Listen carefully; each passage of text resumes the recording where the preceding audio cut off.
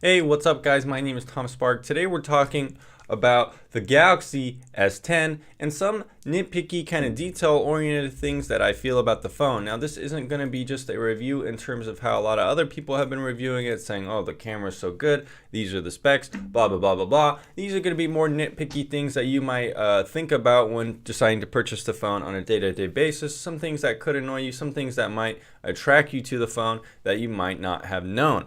So first off, I do want to talk about some of the things that I hate, and then we'll go ahead and talk about some of the things that I love. So if you get mad about these things that I hate, please stick around for the video, and you'll get to the good part about what I love about the Galaxy S10, and then we can all circle jerk each other. Alright, so the first thing, guys, is that LastPass can be pretty glitchy. Sometimes when it wants to autofill for like URLs in my browsers, like Samsung browser or Kiwi browser, it doesn't really do it with the Chrome browser, but this is kind of like indicative of how apps on Android can be a bit glitchy in weird ways. I never really had this problem with iOS or iPhones with LastPass, so the fact that it kind of has weird integrations with various apps, I'm not sure if it's something related to LastPass and how they programmed it on Android or what, or how the apps work on Android. But whatever the case is, it's annoying and weird, and that's just one example of other bugs that you might encounter. So what do I think of the new kind of touch navigational interface? Well, it's both cool and both annoying. It's cool in that you do get a lot of screen real estate not having buttons on the bottom, so that's really nice. Overall, it works okay. You can swipe up from the bottom left to do recent apps, swipe up from the bottom to go home, and swipe kind of to the right to go back. Probably swiping up to go right to the back is the most awkward. I kind of wish that you could just tap it or like some kind of, it's just kind of weird to swipe to go back. It doesn't feel natural. So in that sense, it's a little bit weird, but it's also annoying because if you do want to use the old buttons for, the former interface, is that you can't hide them anymore. So if you do want to use the buttons, they're going to be there on every screen, and this means that in some apps like Boost or whatever app that you're using, it's going to default to a certain color, which makes it kind of unappealing in certain dark interfaces.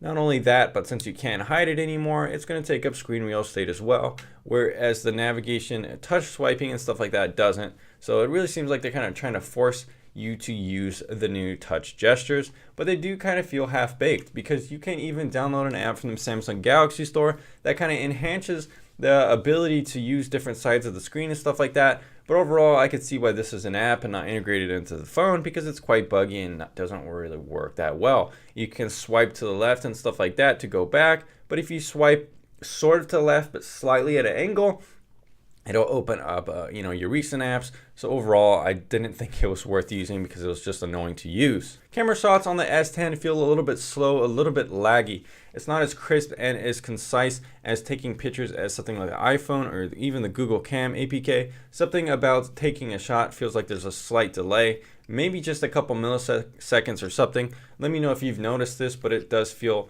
a tiny bit slow to me. Not a deal breaker, but it's just something that kind of I think of every time I take a picture. I'm like, there's a tiny bit of delay that could quicken that up a bit. Probably my biggest complaint with the Galaxy S10 and something that has been very controversial and divisive is the fingerprint scanner. A lot of people are saying, oh, you just haven't read the manual. Oh, you don't know what you're doing. You haven't learned how to use it. Put your thumb flat. Well, I could say that sometimes it works 100% of the time and sometimes it doesn't work at all. It really seems to depend on kind of what kind of texture are on your hands. Are your hands dry? Are they greasy? Are they wet? It kind of also depends on the screen. Is there grease on the screen? Is your screen slippery? There seems to be a lot of kind of variables that can impact the accuracy, which means that sometimes it works really well and sometimes it doesn't work at all. It's unreliable at best, and I found that using Smart Unlock with something like a smartwatch or even using Face Unlock was a better experience. Just the fingerprinter does need a lot of work and more reliable kind of use cases. Sometimes I find that the Galaxy S10's display is a bit too bright at night. Seems like a good time to use the old Galaxy phone. Oh God! I can't see anything! Oh, my eyes! Auto brightness seems like it could use a little bit of work. I didn't have this problem on iPhones as much as I do on the S10. However, it's supposedly supposed to learn how you want the display, how bright you want it at certain times when you configure it, which is a pretty cool idea. So we'll have to see in the future if that continues to improve. But right now, it seems like it's often too bright at night. Battery life on the S10 seems okay. It seems very normal phony to me in that the XR really blew me away with how good the battery life is. On the S10, using the highest resolution, battery life just feels like a normal phone. By the end of the day, it's around 30 to 40%, and you really do got to remember to charge it, have a full battery at the beginning of the day, or else you're going to run into some trouble. Settings on the S10 can be hard to configure and hard to find. For some reason, they decided to make the interface so simple that it's actually kind of complicated. In order to see details about certain settings, you have to actually click on the specific setting, and then it will show you more settings, which is weird because there's not like any indication that there is more settings. Overall, it's just kind of weird that it's designed that way, and it's so intuitive that it's not intuitive in a way, if that makes sense. Samsung Galaxy Store has cool applications, and there are some cool things on it, but overall I find that it's very tacky looking and kind of hard to navigate, and it feels outdated. It feels like there's too many ads on it, too many deals. I think that the Samsung Galaxy Store, if it does kind of want to compete with the Google Play Store or have its own kind of unique use cases, it needs to clean its shit up.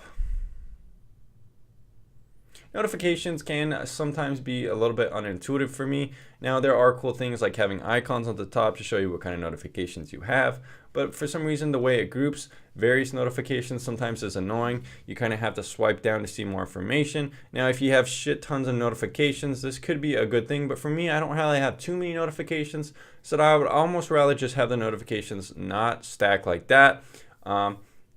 On iOS, this is how it is. With iOS, you tap a notification and your phone is unlocked usually by Face ID and it'll take you in. But with the S10, you have to kind of click on it and then swipe up, and then it will take you there. Overall, I think if you prefer the stacking notifications, you'll probably like this. But if you like notifications that aren't stacked and just more simple, then you might like something more on iOS.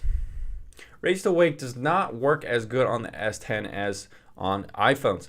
You really do have to hold it at a specific angle to get it to work. Otherwise, it doesn't raise to wake.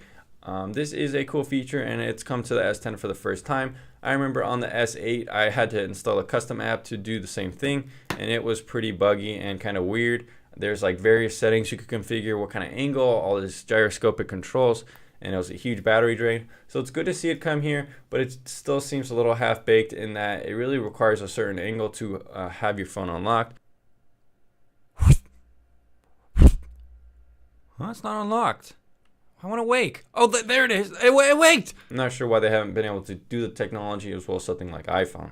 Animations on the S10 look shitty. So a lot of times they feel kind of clunky and choppy. Things are fast, don't get me wrong. But certain animations just feel like they haven't had a lot of work put into them. And the interface doesn't feel cohesive a lot of times with how things move apart and stuff like that. So I think animations definitely could be worked on. Super slow mode is disappointing for me. I guess due to the nature of how it works, is it really only takes a couple seconds to capture a super slow video. But this means that you really have to be there at the right time and push the button at the right time, or else you're not really going to get much besides, you know, preparing for the shot. It's like 3 seconds, maximized to like 15 seconds. So you're just going to have to learn how to use it, I guess, or just use the regular slow mode.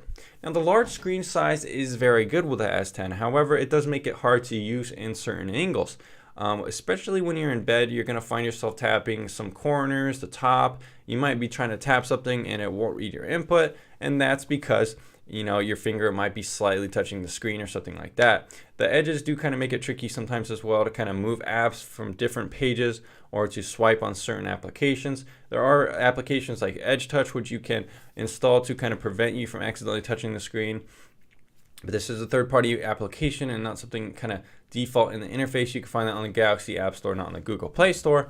However, it's still, even installing that, I do have some problems with that now. So the screen size is really good and the bezels are virtually non-existent, but it does kind of lead to a decrease in usability in my opinion. All right guys, now that we've kind of discussed some of the things that annoy me, some of the nitpicky things about the S10, let's go ahead and talk about the things that I like about the S10. Now, first of all, we all know that the screen is incredible. Samsung makes great displays. And with the S10, nothing is different here. It really does feel like the best display on any smartphone that I've seen. And coming from something like the XR, text is noticeably sharper. The colors are very good. I think vibrant is a little over the top for me. I think I prefer the more natural look in the settings. And a blue light filter works really well as well. My eyes don't seem to have too much strain while using the device, which is really good. Now vibrant, the colors really do look saturated and pop, so if you like that look, it can be cool to use. But I think overall on the S10, they really nailed the display. And comparing it side by side to the S10e, I did notice a difference, especially in kind of the whites and the contrast. It looks like the S10e didn't have as good as contrast between different colors, and the display kind of felt washed out in comparison to the S10. Now the feel of the S10 is very good.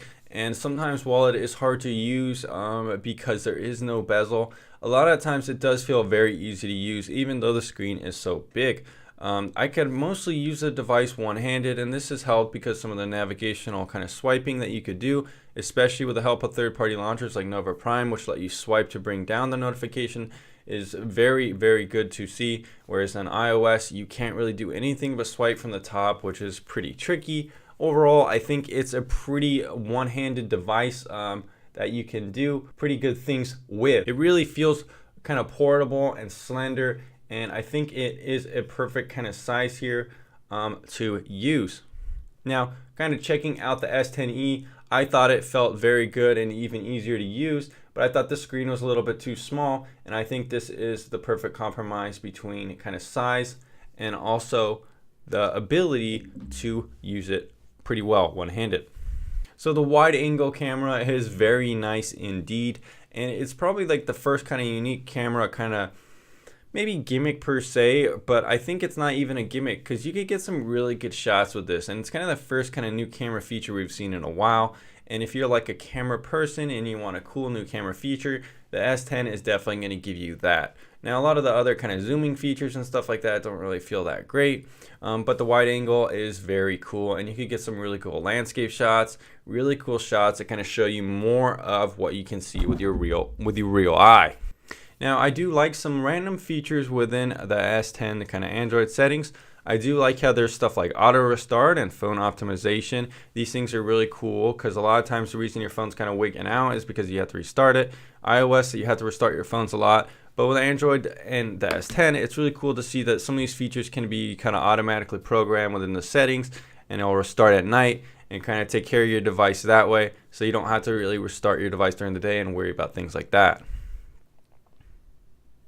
I really do like the Google Play Store and some of the things like the auto refund policy. Now, this is not unique to the S10, but let's say you download a specific app and you decide you don't like it, so you delete it. The Google Play Store will actually automatically refund you for that purchase, which is very consumer friendly and not something I've seen from something like iOS. I really do like that feature, and it is really cool. Good job, Google. Now, smart unlock via other devices is something that iOS hasn't taken advantage of. And I think the S10 does it very well alongside other Androids. Having a smart watch or just, the location doesn't really seem to work that well all the time, but having a smart watch or headphones connected to the device means you're not going to have to unlock it with your fingerprint or your face, both which aren't really that good in my opinion. Now, face unlock is super fast and works well, but it's not very secure, while the fingerprint is pretty secure, but it's not very fast and it doesn't work really well. So you're kind of relying on some of these smart lock features to kind of get around some of these probably the worst part about the S10, to be honest, is probably the security and locking features. Once fully customized and if you reduce the animations and stuff like that, the phone does feel really snappy. The S8, even using it for a couple weeks, I kind of noticed a lot of lag, switching between cameras, switching between different apps and stuff like that. However, with the S10, even at the highest resolution, it feels very snappy and very fast, which is probably the fastest Galaxy phone I've used to date. And yes, it does have better specs and stuff like that. But I think Samsung phones have always kind of had a problem with lag and stuff like that, even though people don't want to admit it. So with this, I haven't really had any problems. Now, day one, I did have the phone freeze for like 10 minutes randomly, and it finally just kind of restarted. I found sometimes with Android and the S10, the audio bugs do seem to be less prevalent. I like how sometimes when I'm trying to play Audible, it kind of remembers that was the last thing I was playing. Whereas iOS, a lot of times it seems like there's interactions that kind of get in the way of playing audio. I have to go in and unlock the phone, go on Audible and play it again for it to kind of pick up in my headphones. But with my S10, I notice more often that if I push play, it's going to play the last thing that I wanted. And it seems to be more smart about knowing what I want to play, which just seems kind of like a weird thing to like. But that's one thing I had a problem with my iPhone, is that I always had to double tap, kind of get the phone to refresh to play the audio. Whereas on the S10, it seems like maybe it holds more things in memory or something like that, so I don't have that problem as often. Now, a lot of people don't like the Bixby button, but honestly, this is one of the selling points for the S10 for me, and that's because it's an extra button that you could customize. I really, really like that you can turn the flashlight on like that. Super useful without even turning your phone on. You pretty much have to do this with some kind of third-party app. However, you can kind of customize various interactions with Bixby with the button. But for me, I just went ahead and used like a BX Actions, I think it was, and you could connect it to your computer to fully kind of unlock the potential. But it's really cool because you could customize tons of things. You could play audio with one tap. Thinking about that. Whenever one of the trainers gives And then 2 taps is my flashlight. Pretty cool. And you could even do a third tap or third hold if you want. So that is a very versatile button, and it's something you're not going to see on a lot of phones. You're not going to see on the Web Plus an extra button. You're not going to see on the Google Plus an extra button. So I think perhaps its biggest weakness for some people is that Bixby button. It's almost, for me, one of its biggest strengths. Now the S10 is cool because it comes with 128 gigabytes of storage on the default model, which is a huge step up from other competitors like iPhones, which only come with 64 gigabytes now. You're gonna have to pay extra for the extra 128. So the S10 comes with it. Not only that, but it does have storage card support. So if you like a lot of storage, the S10 is a very good device. Alright guys, that's pretty much it for the Galaxy S10 wrap up. In some ways, I feel like I had more nitpicky things that I hated about kind of the S10, but that's not because I don't like the device. A lot of the things that I do like about it are pretty simple, and that the display is so good. The wide angle camera is very good. Overall, the look and kind of feel of the device being so skinny and light and easy to use, as well as the speed and things like the Bixby button and the storage and the quality of the photos as well. These are kind of things that aren't, you know, as bullet pointable and aren't as nitpicky to kind of, or even as fun to kind of discuss in detail. They're just more like simple factors of the phone. So I really do like the S10. It is probably my favorite Galaxy phone to date, no questions asked. I switched from the XR recently and I'm not really disappointed at all, except for some of the things that I mentioned. But overall, I've kind of customized and enhanced the device to the way I like it. It might have taken some time to do so, but I think it is very worth it if you're willing to stick around and figure out the device and how it works. Anyways guys, thanks for checking out this video. Stick around on the channel if you want to learn more about VPNs or other game reviews or other technology reviews. And I'll see you again very soon.